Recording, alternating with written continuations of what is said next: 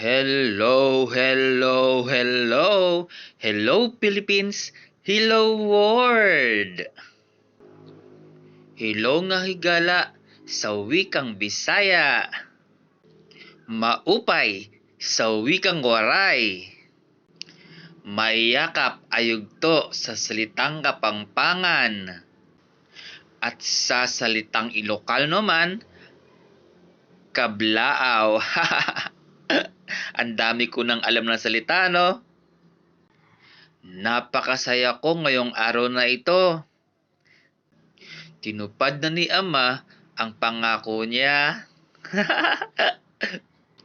Kasi matagal ko ng pangarap ito. Oo, matagal na po.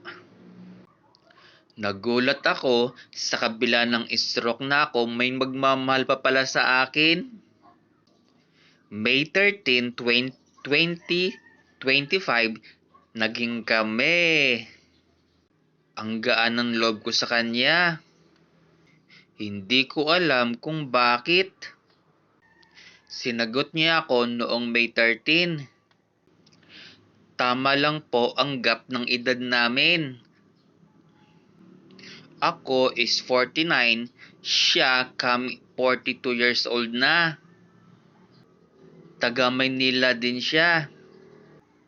Bandang Tagig. Nabubulol pa ako.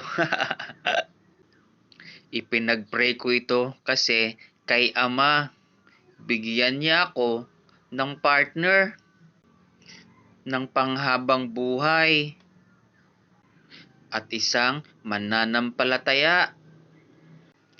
Ang binigay niya sa akin, higit pa sa hiniling ko. Diakonesa siya sa sambahan. Natutupad na unti-unti ang pangarap ko. Sabi nga ni Ama, ang pagsubok di yan tinuturing na kamalasan sa buhay. Para sa katatagan yan. Harapin mo ito sa positibong paraan. Basta kasama mo ang Diyos, lahat ng hirap na pinagdadaanan mo, na pagtatagumpayan mo na, hindi mo lamang namamalayan. Kailangan sa paggising sa umaga, sa pagtupi ng tuhod, huwag mong kalimutang itupi ang mga tuhod upang siya ay pasalamatan. Kaya magpasalamat tayo kay Ama. Walang imposible sa ating Panginoon. At kung nasasaktan ka, huwag kang sumuko. Laging may layunin ng Ama kung bakit mo ito nararamdaman.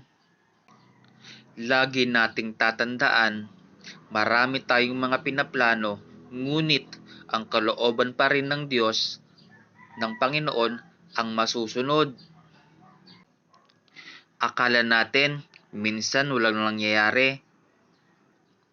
Meron pala, sa mga panalangin natin, may ginagawa ang Ama ng mas maganda. Kaya ako, nagdarasal na lang na balang araw, diringgin ng Ama ang bawat dalangin ko. Nakukumpleto ng buhay ko. Ayan na nga, nakumpleto na. Ayan, kumpletong-kumpleto na. Kaso, hindi ko pa siya nakikita. Magkikita pa lang kami.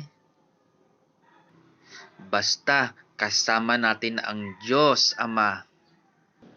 Basta, kasama ang Diyos sa lahat ng hirap na pinagdadaanan natin.